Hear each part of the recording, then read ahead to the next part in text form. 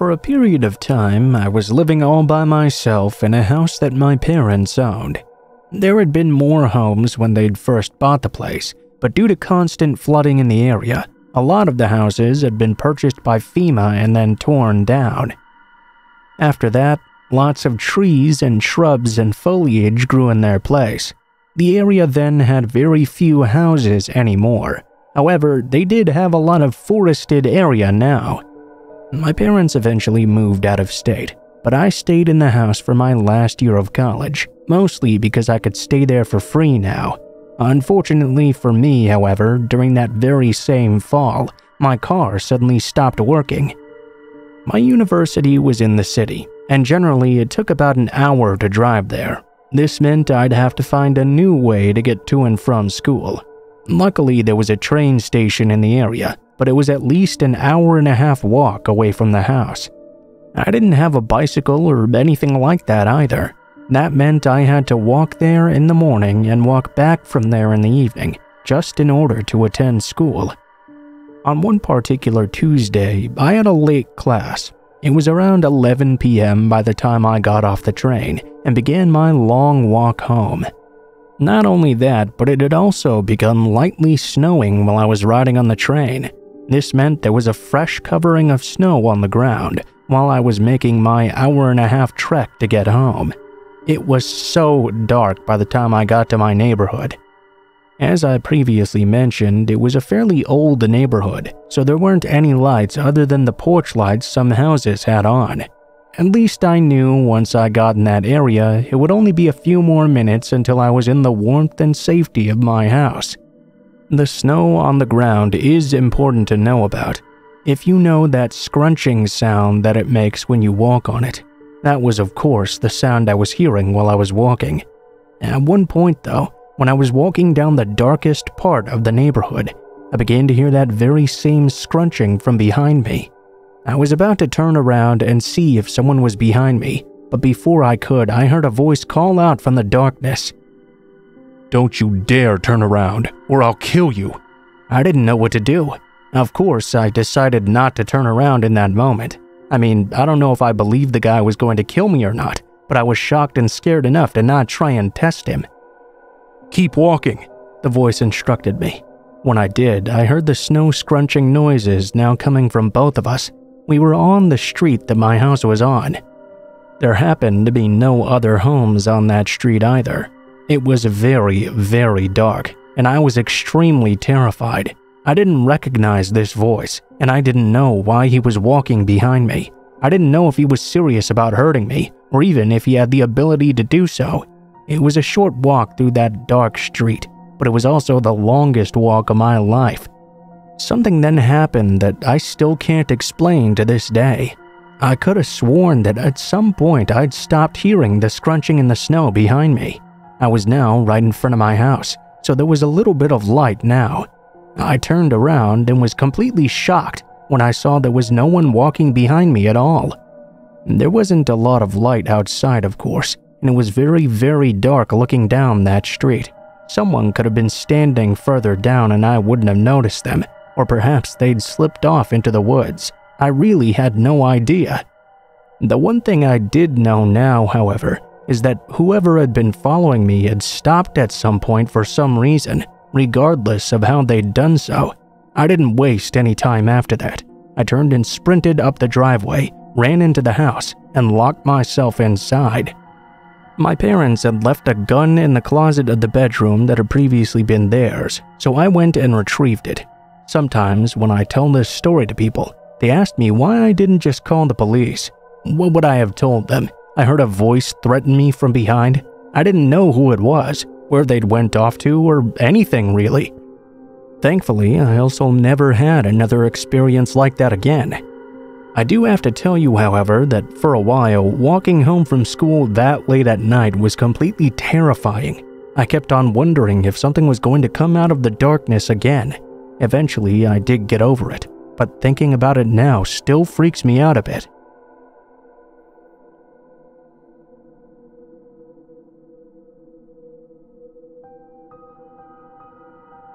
When I went to elementary school, we had to walk to school. It was about a half-hour walk across the neighborhood, which was fenced in. Then it was across the road, which had a crossing guard, and then down the street to the school. Normally, since all the kids in the neighborhood went to school this way, there were always tons of kids of all ages walking to and from school at the same time. I was in the 3rd grade at the time this happened. Now, I don't really remember why, but for some reason I had to stay after school one day. I do remember it was a particularly dreary day as well. I was after school for quite a while. When I began to walk home, this meant there weren't many other kids about. In fact, there weren't even any kids out playing because of how dreary the weather was. I'd gotten through the crosswalk just fine. The guard wasn't there anymore, but it did at least have walking lights, so I used those instead. I crossed the street after and then was back into my neighborhood. As I was walking on the sidewalk down the street, a car pulled up right next to me. I could see there was a man in the driver's seat who rolled his window down and began to call out to me. I stopped to see what he needed. "Pretty nasty looking day out there, huh, kid?" he asked me. "Yeah, I hope I don't get rained on." "Well, how about you just jump in the car here and I'll give you a swift ride home," he offered. "That way you won't have to worry about the rain at all." This happened back in the 1970s, so there wasn't as much attention given to not going off with strangers back then. I knew I shouldn't get in the car technically, but I was stuck in a hard place now. I was always taught to be overly polite as a kid, so I didn't really learn how to turn down offers. Because of that, I was actually considering accepting it. As I began to move toward the car, something happened though. A lady came sprinting out of her home and toward me. When the guy driving the car noticed her approaching, he began to swiftly roll up his window and slammed on the gas to drive away. I was very confused in the moment, but the lady was extremely nice. She didn't even know me, but she offered to walk me home herself. She didn't explain why to me, but being such a young kid and the whole thing being so bizarre, I thought it might be a good idea to not go by myself now. Apparently, as I'd later found out, there had been some child abductions in my neighborhood. There was a watch going on, and that lady was part of the neighborhood watch. She'd noticed what was going on and feared an attempted abduction was going on right then. I can't say with 100% proof that the guy was actually trying to abduct me, but it's scary thinking about what might have happened if I had gotten into that car. I'm very grateful to that lady that had been watching from her house that day.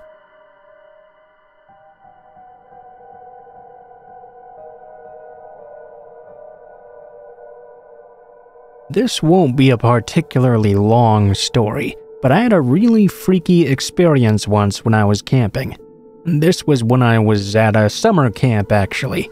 Although we spent most of the time in camp and sleeping in cabins, there were a few days when some of the older campers, which I was one of, would go out on a hiking trip. Then we had to put up tents and sleep in those. Wasn't exactly one of my favorite things to do. Sleeping in a canvas tent in a sleeping bag on the cold ground was something I never understood why people enjoyed. I did though, pretty much like everything else about that summer camp. I was 14 years old when this event happened. I was on the second night of a hiking trip. It was when we'd gotten as far from the camp as we could before circling back on our way back. There wasn't a lot that we knew about the area, except that it was owned by the camp. Beyond that area, there were all sorts of weird summer camp stories about who lurked that far out into the woods. On that night, I was laying in my tent. I was having a really hard time falling asleep for some reason. As I was laying there in my bag, I could hear a really weird sound coming from outside. It was like some sort of rattling noise. I knew it couldn't have been a snake or something though, because we didn't have them in that area of the country. It was just really strange and kind of out of place. My tent did have a little screen on the side of it. I looked out of it, in the direction that I'd heard the noise coming from, only to see the strangest thing. At first, I couldn't see anything, but after I observed a bit longer, it looked like there was someone standing off in the trees, looking in the direction of the camp. They were making some weird movements, almost like they were doing some sort of ritual dance or something. I suppose the rattling sound was happening because he was shaking something in his hands. One of the counselors must have been awake and noticed it too. I saw him get out of his tent and shine his flashlight over at the figure. I'd only gotten a quick look at the person before they turned and ran off into the woods after being noticed. The only thing I really took note of was that he was wearing a black mask over his face. It was at that point I rushed out of my tent and over to the counselor, Steve, and asked him if he knew who that person was. Steve seemed a little bit shaken up. I told him I'd seen the guy too, and asked if he knew this person. For a moment, I thought perhaps it might have been a prank or something like that. I could see, though, that Steve was so genuinely upset by seeing that guy that it couldn't possibly be. We talked about it quite a bit. Steve was convinced it was some sort of hoodoo man or witch doctor. I guess that's what bothered him. At the same time, I suppose the idea bothered me, too. I did go to that camp for years after that encounter, and never heard the rattle nor saw the weird man from the woods again. I suppose that's really a good thing, though.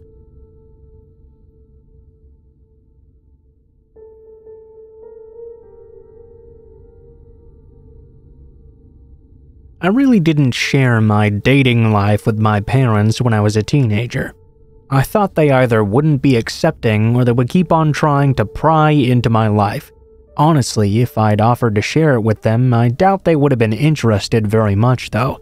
My parents were very absent a lot of the time. They paid more attention to my little sister than they ever did to me. I was okay with that, though. I liked that I was mostly to myself. I would go out and meet people and not really bring them home. I've had more dates just walking around than I could let anyone know. When I was 17, I met up with this guy in the city. Personally, I lived in the suburbs, but he sounded like a pretty cool guy, so we decided to meet up there. We had a nice little dinner at a diner. I don't always like to put the cart before the horse, but I figured that everything had gone so well, we probably had a nice shot at having another date. After the dinner, I offered to walk him back to his place, but he suggested we go for a walk in the park instead. It was a fairly cool night, and I liked that sort of weather. It seemed kind of romantic to me. We went for a slow, leisurely walk through the park. After a while, we started to walk off the trail. We came to a point where there was a nice big tree surrounded by fallen leaves. We sat down and continued to talk. All in all, it was one of the most pleasant nights I can remember. When we got up to walk, we made it back onto the path. We must have lost track of time, though, while we were together, because it was much later than either of us had planned to stay out. Finally, we decided I would walk him back to his place before I went home on my own. There weren't many people out this late, but there was one guy we'd walked by who was walking off to the side talking on his cell phone. We didn't really think that much about it, but then, not a few moments later after we had passed him by, he turned around and began to walk in the same direction as we were. While we were walking, the man started talking louder as well, almost as if he wanted us to hear him. We tried to ignore, but he kept on talking so loudly that it was almost impossible. He was talking about some really disturbing things too. Talking about some dead body he had to bury or something. He was going on, talking about different ways of killing people. He had mentioned dismembering and using lime or something like that. We didn't really want to take it seriously, assuming this guy must just be some douchebag or something. Surely he was just trying to scare us. I do hate to admit that it was actually getting to us though, mostly because it seemed he was deliberately following us now. Then we heard him say this. No, I haven't killed anyone yet. I was just wondering, in a hypothetical scenario, how one would dispose of a body or two, if they had one. It was weird that he was doing this, but we felt a bit better thinking he must be scaring us or something. That was until he said, "Well, you see, I'm following these two guys in the park right now, and I'm thinking about doing something." Needless to say, that scared us. We ran until we got out of the park. Once we were out, we turned around and looked. We didn't see anyone behind us. We were shaken but very thankful. Maybe in the end the guy really was just playing a prank or something, but in the moment it was very terrifying.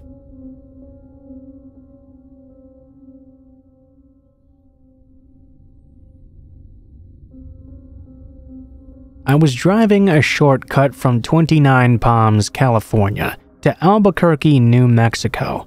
And 29 Palms is located in the desolate high desert east of Los Angeles. The shortcut was an all two-lane road through total nothingness, except for passing through Amboy, California.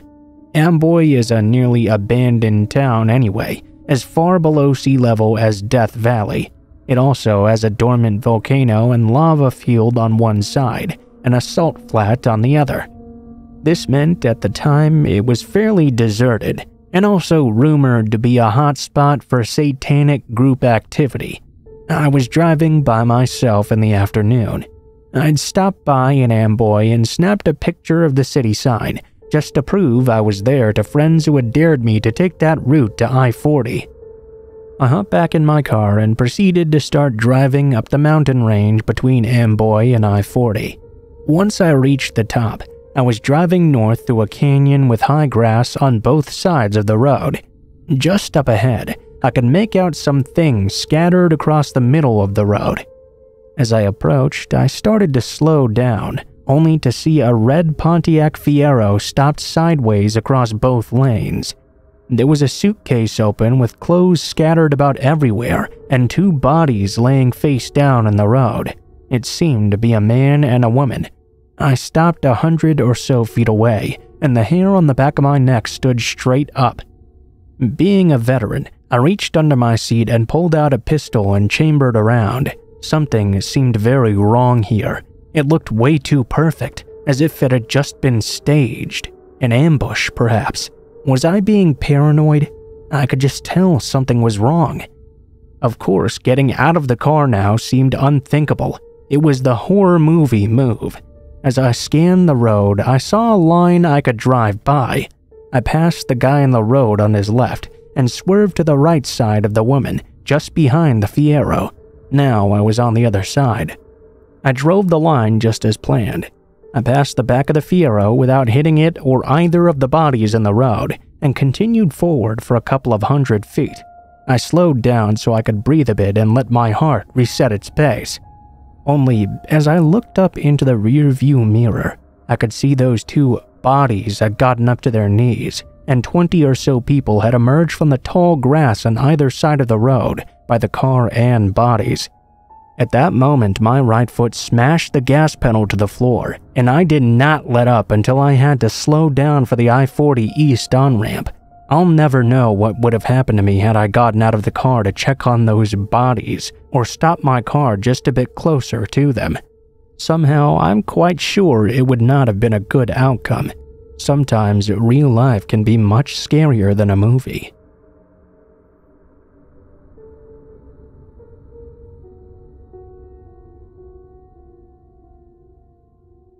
I used to work at a security company with a bunch of my friends. We all got along pretty well, and most of us even hung out outside of work. The ones I didn't hang out with mostly kept to themselves. There were these two brothers that worked nights with me, and they were part of their own group. They were new to the company and would have many conversations about their guns. Bill was the older brother, and Luke was the younger. After hearing Luke and Bill talk about target shooting so much, I started to develop a bit of an interest. I didn't own a single firearm, but my roommate owned several. I mentioned at work one night that I was going shooting in the morning with my roommate, and I needed a good place to go to. Well, the two brothers pointed out a spot on Google Earth that seemed perfect to me, said it was great, and they'd shot up there many times before. It was 45 minutes away and a bit higher up in the mountains. I knew the spot precisely due to a single image posted to the coordinates on Google Earth with the used shotgun shells covering the ground. I decided that was as good a spot as any and told my roommate Dawn where to go. We arrived the next morning at 10 a.m. and parked at the top of the hill. We saw our spot about 150 yards away in a clearing down in the valley and began to hike down. On a quick side note, I wear this very bright neon yellow hooded sweatshirt at work and during the winter. I'm also a fairly large fella. Being so big and brightly colored made me very visible from very far away. I've seen hunters using bright colors to avoid accidentally getting shot by other hunters, and I decided to wear my trademark bright hoodie on our little hike just in case. We'd made it about a quarter of the way down the hill when I saw a group of fellow target shooters at our desired spot. These were the only other people we had seen in 30 minutes. It seems the spot is taken. That's lame, I said. The second I said lame, that's when shit hit the fan. We were on the side of a mountain, walking down towards them, when all of a sudden the rounds just started flying. This group was now shooting at us. Dawn and I were the targets for about 3 guns, and we didn't have any cover. I could see Dawn running across the mountain, and I saw what he was running for, a small plateau about 20 yards next to us. That sound of the bullets just barely whizzing by inches away from my head is a sound I'll never forget.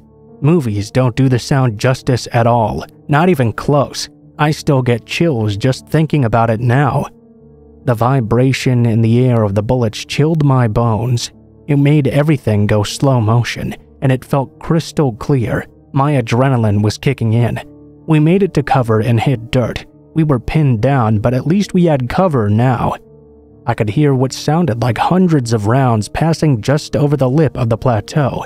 A pistol, a rifle, a shotgun. I heard them all. The trees and boulders and the mountainside were being hammered by round after round. If we'd have stood up from that cover, I was sure I'd have been shot right in the face. These people were shooting uphill towards a road. They had their backs to their paper targets. Thinking back on it, my father said I should have yelled down to them to let them know they were shooting at 2 people and to hold their fire. The thing is, I'm pretty sure they knew exactly what they were shooting at. How could they not? We weren't that far away, and the mountainside was almost completely bare. I didn't want to let them know how close they were to killing us. I should have shot back. We had the high ground, but I didn't want to be a killer. We waited and listened for their footsteps and wanted them to stay where they were. If we were killed, no one would ever find our bodies out here. 15 minutes went by and the gunfire just did not let up, until suddenly it just ended. The mountain was completely quiet again. After 5 minutes of silence, we checked down the hill. They were gone. We had our guns at the ready as we scanned the valley down below. Nothing. No more guys, no vehicle, just all of their expended rounds left behind. We decided this was a great time to get the hell out of here. We made it back to our car and back to our house faster than ever. When I went back to work the next shift, I told this story to everyone. I even thanked Bill for the sweet advice. He apologized for the bad locals and said that was just insane. Another coworker told me, though, that Bill and Luke had gone out shooting the same morning as I did, in the same area. I asked Bill about it immediately, asked him when he'd gone shooting and what guns he had brought. He pointed at the exact same image as before. Luke, his friend, and Bill were using a Glock, a .22 rifle, and a 12-gauge shotgun. It was all coming together. I told him he was insane, and he'd almost killed us.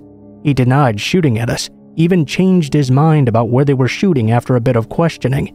He said he was actually 2 miles west because his GPS was inaccurate. I knew he was lying, but again, what could I do? I had no proof. What was I gonna do, just shoot him in revenge? He worked with me for another 2 years before I moved away and never heard from them again. I remember how emotionless he was when he denied shooting at me. It was like he was a robot. We never spoke of it after the first time, and I've never gone shooting since.